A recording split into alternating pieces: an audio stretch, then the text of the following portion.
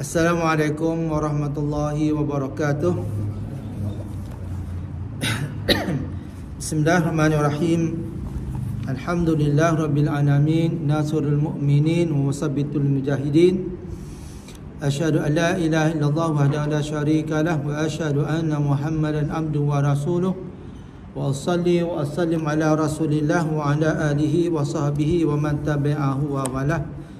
Rabbi syrah lana sudurana wassir bi umurana wahlul 'uqdatam min lisanina yafqahu aqwalana. Allahumma zidna ilma warzuqna fahma walhamdulillahi rabbil alamin. Amma ba'd. Fa ya ibadallah usikum wa iyaya bi taqwallah faqad fazal muttaqun. Fatazawwadu fa inna khairaz zadi taqwa wattaqun ya ulil albab. Yang dikasihi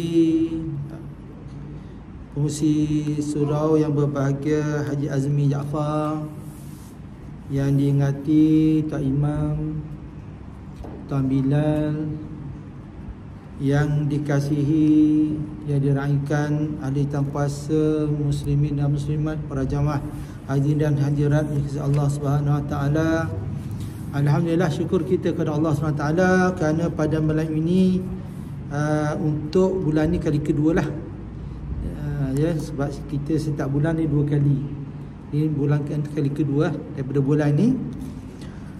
Dan insya-Allah pada malam ini kita akan masuk kepada perkara yang terakhir daripada sunnah hai'ah. Ya, itu perkara yang ke-23. Jadi perkara yang 23 ini, apa yang ditulis oleh pengarang mengatakan bahawa hendaklah menghadirkan kebesaran Allah sebagai Tuhan yang disembah di dalam hatinya dan dinyatakan khusyuk dan tawaduknya kepada Allah apabila melakukan rukuk dan sujud, dengan memenuhi hatinya mentakzimkan Allah dan menyucikannya apabila bertakbir dan bertasbih, serta mengelakkan daripada berfikir perkara yang tiada kena mengena dengan sembahyang, seperti memikirkan hal keduniaan, keinginan hawa nafsu dan cita-cita hatinya. Jadi bila kita bermula dengan takbiratul ihram tu, okey, bermula dengan ihram berserta dengan niat tu, maka bermulalah kita tertumpu kepada solat kita. Okey, jadi kita dah pernah sebut sebelum ni, antara untuk kita elakkan daripada kita diganggu kita solat, kita dengan membaca isti'azah. Setiap rakaat ni, sebelum kita nak baca Fatihah kan, kita baca auzubillahi minasyaitanir rajim, baca perlahan ya. Okey. Isti'azah ni kita baca perlahan sebab kita nak asingkan dengan ayat Al-Quran. Jadi dia boleh bantu insya-Allah. Setiap rakaat tu kita bermula dengan auzubillah. Kalau kita lupa pada sebelum Fatihah pun kita boleh ingat di mana-mana auzubillah tu. Ketika rukuk ke, kita sujud je, kita ingat auzubillah tu. Supaya kita dilindungi ketika melakukan rakaat yang pertama. Dan kita sentiasa beringat-ingat dengan auzubillah tu. Dan insya-Allah jadi, insya-Allah. Kita insya-Allah agak selesa lah bila kita membaca auzubillah ni. Kalau macam kata kalau lupa, baca di mana-mana pun asal kita ingat. Dan disunatkan kita lakukan isti'azah tu, membaca isti'azah setiap rakaat. Sebab apa? Sebab kita nak hadirkan diri kita di hadapan Allah Subhanahu Wa Taala. Kita tak nak masa kita sembahyang tu, solat tu, dicampuri dengan berbagai fikiran, tinggal macam-macam. Tak, kita tak nak. Kalau boleh kita fokus kepada sembahyang semata-mata. Semua itu adalah dielakkan dalam sembahyang demi menunaikan dan mengerjakan hak sembahyang sebagaimana yang disuruh oleh Allah Ta'ala. Kita kena cuba elak. Kena itu saya kata tadi. Tak, kalau kita terlupa, ingatlah mana-mana pun pada rakaat pertama, rakaat tu mesti kita ingat isti'azah tu. Walaupun kita terlupa nak baca sebelum membaca Fatihah. Okey, itu salah satu cara untuk kita khusyuk dalam solat. Ataupun dengan kata lain, kita nak elak diri kita daripada didengar oleh bisikan syaitan, ya. Kerana sembahyang seseorang yang hatinya tertambat kepada sesuatu, tidak akan ada khusyuk dan tawaduk lagi. Dah terikat. Baca takbiratul ihram, ingat dah. Kerja belum siap lagi. Nasi tak masak lagi. Lupa nak minum air. Rasa dahaga pula sembahyang tu. Macam-macam kita fikir. Tadi mandi ke tidak? Atau tadi ambil wuduk ke tidak? Macam-macam dah jadinya. Sebelum nak takbir tu tak jadi apa pun. Selepas takbir tu. Yang penting kita baca isti'azah ni supaya, sebab Allah kata bacalah isti'azah kerana syaitan tidak boleh menguasai kita. Jadi kalau baca isti'azah, macam saya sebut dulu, kalau kita tahu nak baca apa, baca isti'azah. Begitu. InsyaAllah kita tidak dikuasai oleh syaitan. Allah tidak akan memberi apa-apa faedah dan manfaat kepadanya, sebaliknya kemudaratan dan siksaan yang lebih hampir kepadanya. Mana kalau kita leka solat, maka kita lebih kepada api neraka. Fawailul lil musallin allazina fi salatihim sahun. Maka neraka willah bagi orang yang sembahyang. Itu orang yang sembahyang dalam keadaan leka dan lalai. Jadi leka dan lalai ni ada dua makna. Satu, leka dengan terabainya solat, luputnya waktu solat, ataupun melambat-lambatkan solat sehingga luput waktu solat. Itu lalai pertama. Lalai kedua, dalam solat tiada tumpuan kita kepada Allah Subhanahu Wa Taala. Jadi kedua-dua ini kata Allah akan mendapat azab Allah Subhanahu Wa Taala. Kata Hasan Al-Basri, tiap-tiap sembahyang tanpa kehadiran hati padanya adalah lebih hampir kepada siksaan Allah SWT. Jadi itu satu amaran lah. Satu amaran kepada kita supaya kita bila berlaku solat ni betul-betul solat. Okay. Kadulah kalau kita lapar, makan dulu. Kalau kita ada kerja yang perlu diselesaikan, selesaikan dulu. Tapi jangan terlalu lambat. Kalau lebih baik buat sembahyang dulu. Tapi kadang-kadang sebab lapar tadi mengganggu solat kita. Kalau lah kerja kita nak buat tu, nak sikit lagi boleh, nak selesaikan dalam seminit dua lagi, tu boleh. Tapi bendanya kalau lah lambat lagi nak siap, baik kita solat dulu. Tapi kalau benda dah nak siap dah, bolehlah kita siapkan dulu. Begitu. Sama makan dan minum tadi. Kalau kita lapar, makan dulu. Supaya lapar itu tidak mengganggu kita solat. Hasan Basri ni adalah seorang hidup di zaman tabi'i. Zaman tabi'i ini selepas zaman sahabat lah. Zaman tabi'i ini adalah zaman sahabat. Sahabat ni adalah yang sempat bertemu Nabi SAW. Kalau tak bertemu Nabi, dia tak punya sahabat. Walaupun dia hidup sezaman Nabi, tapi dia tak pernah jumpa Nabi, dia tak punya sahabat. Sahabat ni walau dia jumpa sekali Nabi, dia hidup zaman Nabi dan pernah jumpa Nabi, itu dikira sahabat. Tapi kalau dia hanya hidup zaman Nabi tapi tak pernah hidup sesama Nabi, dia tak panggil sahabat. Seperti Uwais Al-Qarni, dia tak boleh jumpa Nabi, dia hidup zaman Nabi tapi dia tak boleh jumpa Nabi sebab dia nak jaga mak dia. Tapi Nabi kata Uwais Al-Qarni ni dijamin syurga. Dia syurga. Sebabnya kerana dia menjaga mak dia. Jadi dia tak boleh tinggal mak dia. Jadi Hasan Basri ni, nama penanya Al-Hasan bin Yazid Basri ni sebab dia hidup di Basrah. Terkenal dengan panggilan Abu Sa'id. Semasa kecil, Umar Al-Khattab pernah mendoakan baginya. Maksud dia pernah jumpa sahabat lah. Mana-mana yang pernah jumpa sahabat, dia panggil tabi'i. Yang hidup sama sahabat kan, dia panggil tabi'i. Yang hidup selepas zaman sahabat, dia panggil tabi'i. Jadi tabi'i ini tabi' dan tabi'i. Tabi' mengikut tabi'i pula. Kalau tabi'in saja tu yang hidup sempat hidup zaman sahabat. Tapi selepas zaman sahabat tu dia tak panggil tabi'in dah, dia panggil tabi' ataupun disebut tabi'at tabi'in atau tabi'ut tabi'in. Jadi Hasan al-Basri ni pernah berjumpa Nabi sahabat. Antaranya Umar Khattab pernah berdoakan dia, Allahumma faqihu fid din wa habibhu ilan nas. Doa Umar Khattab kepadanya supaya Allah faqihkan ataupun supaya jadikan Hasan Basri ini seorang yang berilmu dan seorang yang dicintai oleh manusia. Itu pernah Sayyidina Umar Khattab mendoakan Hasan Basri. Beliau telah habis menghafaz Al-Quran ketika berumur 10 tahun. Orang kita jarang lah hafal Al-Quran 10 tahun ni. Tapi kalau Arab ni banyak lah budak-budak Arab yang hafal tamat 10 tahun.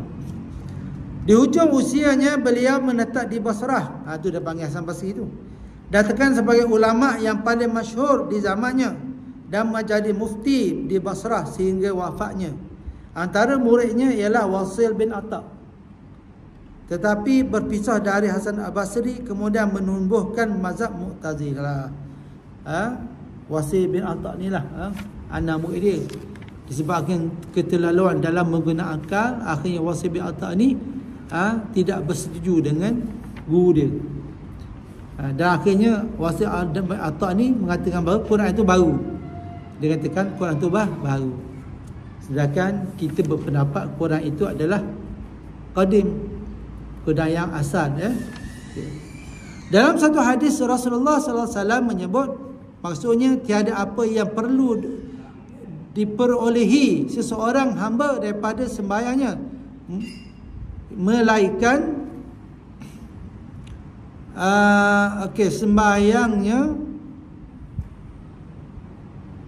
malaikat bahagian mana dalam sembahyang itu yang dapat dihadirkan hati berserta Tuhannya. Jadi bagi seorang yang solat, dia tak akan dapat apa-apa malaikat bahagian yang diingat pada Tuhan saja. Bahagian-bahagian yang dilupa dalam sembahyang tu kan, terlekalah, terlupa kan, tak dapat apa-apa. Yang hanya bahagian yang diingat sekejap Tuhan, dia tak kira berapa saat, berapa minit. Ketika dia solat tu, dia teringatkan Allah, masa tu lah dia dapat pahala. Selebihnya tak dapat. Kecuali memang seluruh solat dia tu diingat Tuhan, maka seluruh solat dia dah mendapat pahala. Kalau sekejap ingat, sekejap tidak, maka sekejap dapat pahala, sekejap tidak dapat pahala. Begitu. Itu cara nak menentukan sama ada kita dapat pahala atau tidak. Sembahyang sah, pahalanya tidak. Maka dalam solat ni faktor untuk ingat Tuhan tu penting. Kalau sahaja sembahyang tak ingat Allah, tak dapat pahala. Ada yang bersembahyang tetapi tidak dicatatkan pahala sembahyangnya, walaupun 1/6 atau 1/10, tak ada pun 1/10 ke 1/6 ke, tak ada dicatatkan pahala dia. Apa yang dicatatkan hanyalah sekadar kehadiran hati terhadap Allah. Macam saya sebut tadi, dicatatkan hati yang hadir kepada Allah dan khusyuk dalam solat. Itu yang akan dicatat. Kata kita tak dapat pahala. Kehadiran hati boleh berubah kepada banyak sedikitnya mengikut kadar lalai dan jaganya kita. Macam saya sebut dah tadi. Kalau seluruh solat kita ingatkan Tuhan, seluruh solat kita dapat apa? Pahala. Kalau sekejap ingat, sekejap tidak, maka sekejap dapat, sekejap tidak. Bagi orang yang hadir hatinya dan khusyuk pada sekalian sembahyangnya, semua diingat, dicatatkan semua pahalanya. Saya sebut tadi ya. Dapat semua pahala. Manakala bagi yang lalai pada sekalian sembahyangnya, tidak dicatatkan apa-apa pahala untuknya. Boleh tu? Ingat tak? Kita kena buat muhasabah lah. Mana kita kena berkira lah. Tak? Sama ada Kita tahu sendirilah. Tak tahu tak ingat sesa. Ya Allah, sikit dapat pahala, tak dapat pahala 1 sen pun. Hari ni aku sembahyang. Betul tak? Kita tahu kan? Mesti kita tahu. Masa sembahyang tu macam mana lalai kita mesti tahu. Kalau tak tahu tu, tak ada pahala langsung tu. Tak tahu sembahyang macam mana, tak tahu pergi salam. Biar kita. Tapi tak apa, kita berazam lagi. Yang penting kita tahu. Tak, kita gagal kali pertama, tak mesti kita gagal kali kedua. Kita pun usaha lagi. Begitu. Jadi biasalah, sebab kita ni sembahyang diganggu syaitan. Cuma takdirnya, kalau tak nak diganggu syaitan, maka baca dan istiazah. Tapi kadang-kadang kita lupa tu baca istiazah tu, menyebabkan kita lalai juga. Begitu. Bukan mudah tuan-tuan. Tapi Allah tu tak zalim. Allah tahu kita setakat mana kita berusaha. Mereka memang kita tak penting langsung, tak ambil peduli. Itu lain cerita. Tapi kalau kita berusaha, kita peduli, insya-Allah Allah akan mengambil kira kita. Tapi kalau kita jenis tak kisah langsung, tak kau sembahyang tak apa, sembahyang lah, wuduk sempurna tak kira, apa benda tak kira, janji sembahyang. Takbiratul ihram, berakhir salam. Itu je. Janji sembahyang. Tak boleh tuan-tuan, tak boleh ya. Orang yang berkendak kelazatan bermunajat dengan Tuhan hendaklah bekerja keras. Saya kata tadi kan bekerja keras kan. Memang kena bekerja keras kan. Tak mudah lah. Dah dapat pahala ni walaupun sembahyang tak datang kita dah sembahyang. Dah abang nak pergi perang tak pergi perang tu lain. Ni sembahyang tu kita dah solat dah tu. Kita datang kita dah. Tapi kita boleh terlepas juga walaupun sembahyang tu berada dalam genggaman kita. Boleh terlepas juga tuan-tuan ya.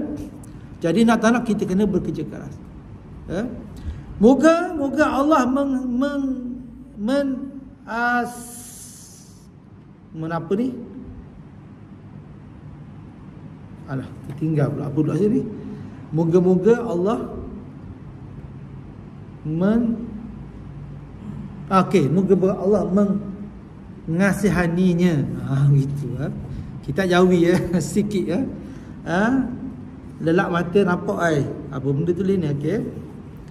Kita sebolehnya hendaklah bekerja keras untuk mendapatkan kehajaran hati. Ya tuan-tuan, kita bekerja keras. Tak mudah tak mudah. Bukan memandang sebelah mata tak. Benda ni kena betul-betul.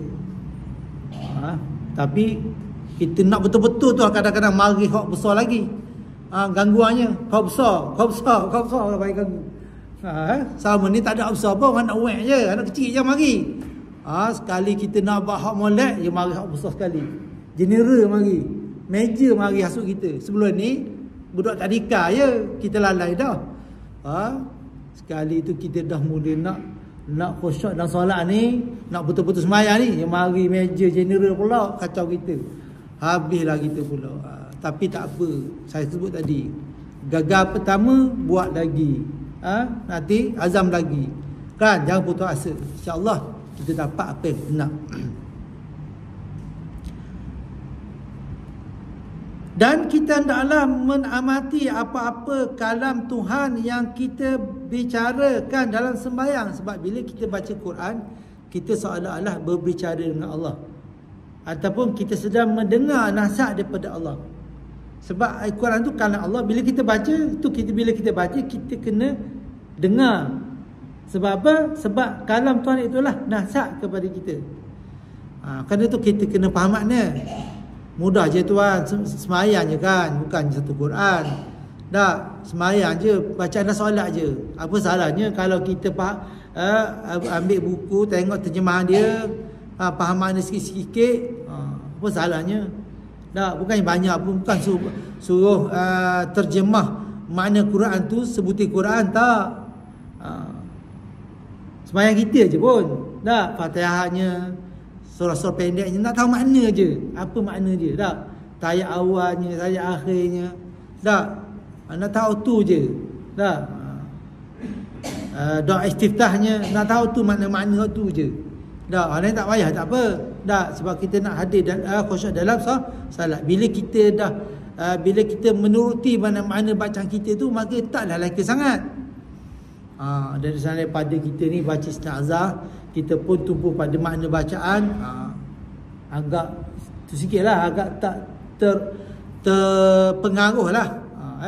Okay.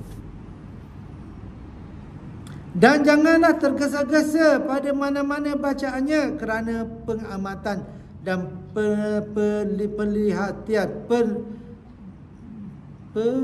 penelitian tidak berlaku dalam keadaan tergesa-gesa. Jadi sembahyang ni kena sabar, relax, tenang, baca pelan-pelan, jangan gaduh. Nak cepat sekali mana pun, bacaan tu kena pelan-pelan, tenang-tenang. Walaupun kita dah tertinggal bas sekalipun, baca tenang-tenang, relax aja, tak ke mana pun. Okay. Apabila melakukan rukuk dan sujud, hendaklah ditetapkan dan disertai dengan tamakninah. Kena ingat, ada tempat-tempat yang kita kena tamakninah. Antaranya kita sujud rukuk dah berserta tamakninah. Dah sami Allah liman hamidah, tidak bersama tamakninah. Okey, sujud bersama tamakninah.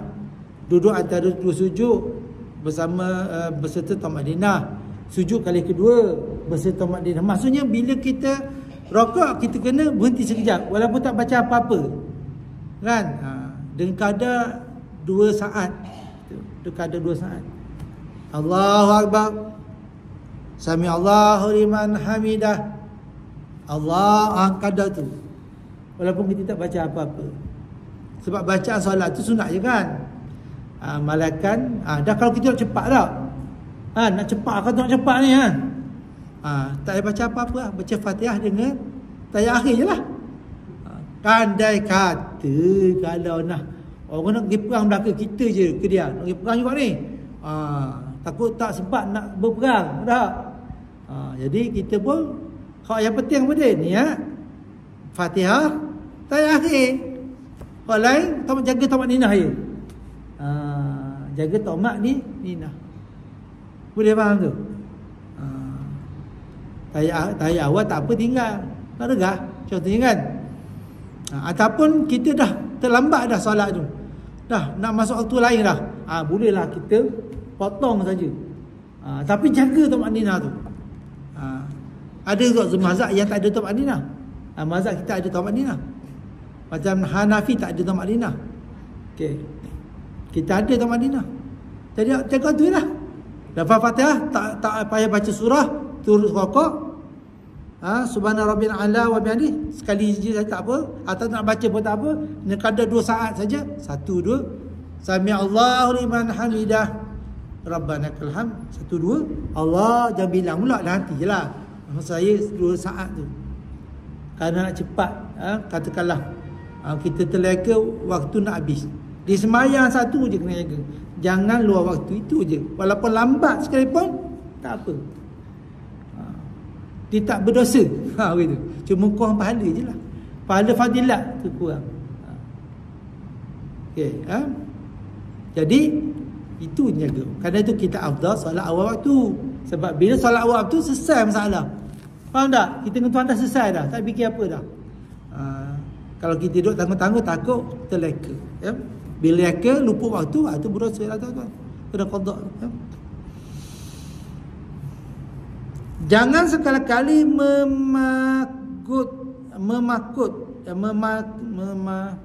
ayam dia panggil apa? Mematut seperti ayam. Tak ada tamakninah. Tu ada mayang itu. Siap. 2 saat siap, 2 minit 2 siap. Saya baru baca takbiratul ihram, awak dah siap dah. Cepat. Tak ada ketenangan dalam solat. Tidak sah sembahyang tanpa tamakninah, batal solat. Sedangkan tamakninah itu adalah rukun sembahyang. Tidak sah sembahyang sama ada fardu atau sunat dengan ketiadaan tamakninah. Orang yang, sebab apa banyak perkataan saya dah baca tadi ni. Okey, dia tertinggal tengok. Orang yang tidak menyempurnakan rukuk, sujud dan khusyuk di dalam sembahyangnya dinamakan pencuri sebagaimana yang disebut oleh Nabi sallallahu alaihi wasallam.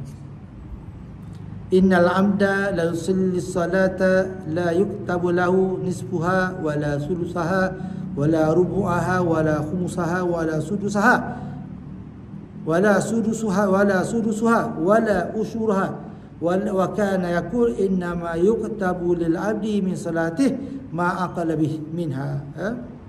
Seorang hamba tu bila disembayang, dinunaikan sembahyang, tidak ditulis baginya separuh, 1/3, 1/4, 1/5, 1/6, sekalipun 1/10. Okey. Malaikat akan ditulis baginya apa yang dia fikir tumpu kepada sembahyangnya. Kalau tidak ditulis, ya. Sabda Nabi lagi, innallaha yansibu wajahu liwajhi abdihi fi salati ma lam yaltafit.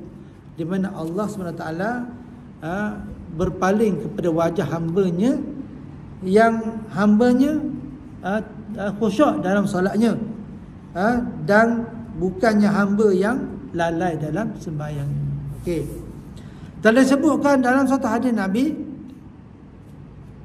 man shalla salati li waqtiha wa asbagha laha wudu'aha wa atamma la qiyamaha wa khusyu'aha wa ruku'aha wa sujudaha kharajat wa hiya bayda musfirah taqulu hafizakallahu kama hafiztani wa man shalla salata li ghairi waqtiha falam yusbigh laha wudu'aha wa lam yutimma laha khusyu'aha wa la ruku'aha wa la sujudaha kharajat wa hiya sauda muslimah taqulu dayya'akallahi kama dayya'tani hatta idza kanat haitsu syaa Allah luffat kama yulaffu thawbul khaliq summa duriba bi'a wajhuhu rawahu Tibrani daripada Anas bin Malik.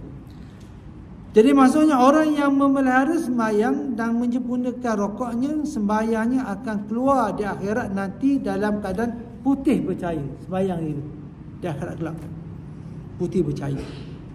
Lalu berkata, Allah telah memelihara, okey, kamu sebagaimana kamu memelihara kami, dan orang yang tidak menyempurnakan sembahyangnya akan keluar di akhirat nanti dalam keadaan hitam legam. Sembahyang yang tak dipelihara, di akhirat kelak keluar sembahyang itu keadaan hitam legam. Serta berkata lagi Nabi sallallahu alaihi wasallam, Allah mensia-siakan kamu sebagaimana kamu mensia-siakan kami. Kami itu Allah lah. Kemudian digolongkannya seperti kain buruk lalu dipukul ke mukanya. Ambil kain buruk, pukul kat muka dia. Itulah balasan atas orang yang lalai dalam sembahyang. Pada satu hadis Nabi SAW menyebut, sesungguhnya sembahyang itu hendaklah menetapkan segala anggota dan kelakuan serta mengkhusyuk dan mengkhudukkannya. Dan apabila Nabi melihat seorang lelaki bermain-main dengan janggutnya di dalam sembahyangnya, maka bagi dia bersabda, maksudnya jikalau khusyuk hati lelaki ini, maka khusyuklah segala anggotanya. Maksudnya apa? Kalau duduk main janggut tu, duduk tengok benda lain lah tu. Faham tak? Kalau kita khusyuk ni mana tangan kita pun tak beralih ke mana. Kalau sembahyang duduk janggut, hidup gini gagu-gagu, tengok ke benda lah tu. Sebab bila kita khusyuk, anggota pun sama khusyuk. Aswa'un nas saraqatil ladzi saqatanil ladzi sayasruku min salati la yutimmu ruku'aha wala sujuda wala khusyu'aha. Kata Nabi, seburuk-buruk manusia ialah orang yang mencuri dalam sembahyangnya. Orang yang mencuri sembahyang itu adalah tidak sempurna rokoknya. Maksud mencuri itu tidak sempurna rokoknya, tidak sempurna sujudnya, dan tidak sempurna khusyuknya. Okay. Man shalla salata li waqtiha wa asbagha laha wudu'aha wa atamma la qiyamaha wa khusyu'aha. Okey, saya berdoa tadi ya. Orang yang sembahyang dalam waktunya, di mana wuduknya sempurna, qiyamnya pun sempurna, dia pun khusyuk, rokok. Sebab apa? Qiyam. Sebab kita sembahyang ni mesti berdiri dengan sempurna. Tak boleh menyengget kanan atau menyengget kiri, atau lutut sebelah tinggi, sebelah rendah, tak boleh. Kita mesti tegak. Selagi kita mampu, kita kena berdiri dengan tegak. Melainkan kalau bernyadar di belakang boleh, tapi kanan dan kiri tidak dibolehkan, ya.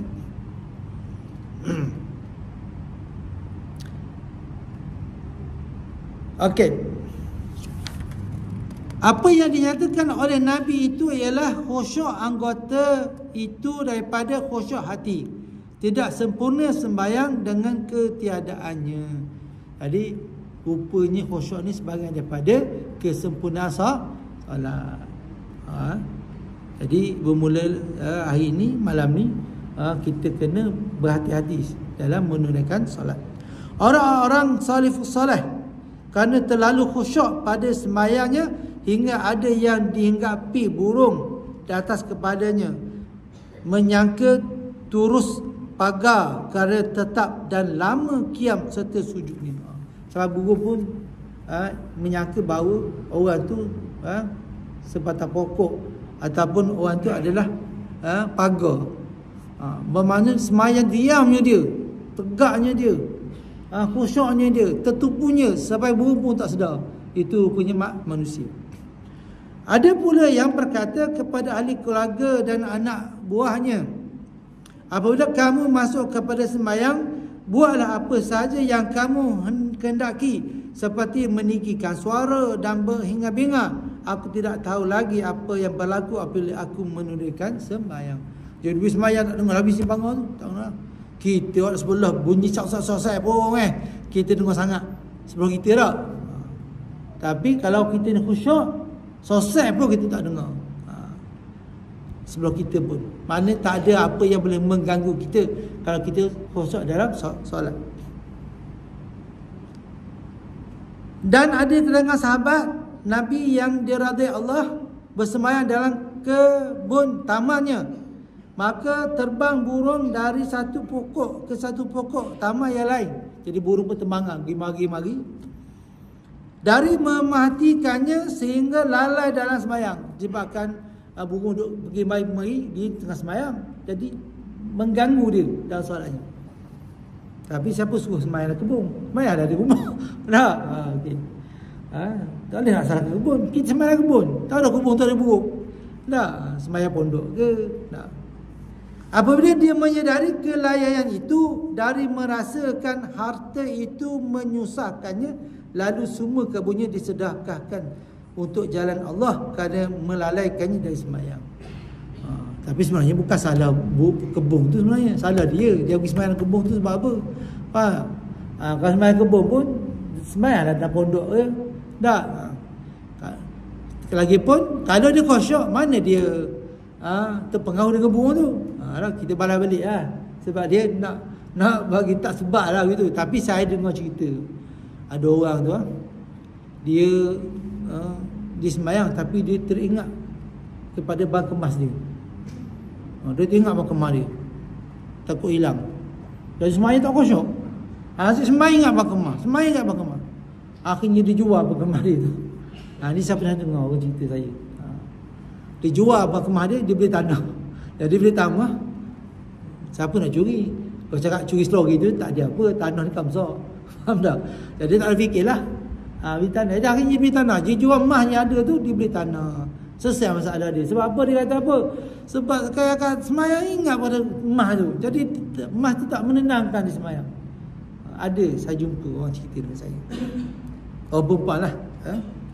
Demikianlah kelakuan salafus salih kerana mengetahui kebesaran sembahyang dan amat tinggi kedudukannya si Allah Subhanahu wa taala. Wallahu a'lam.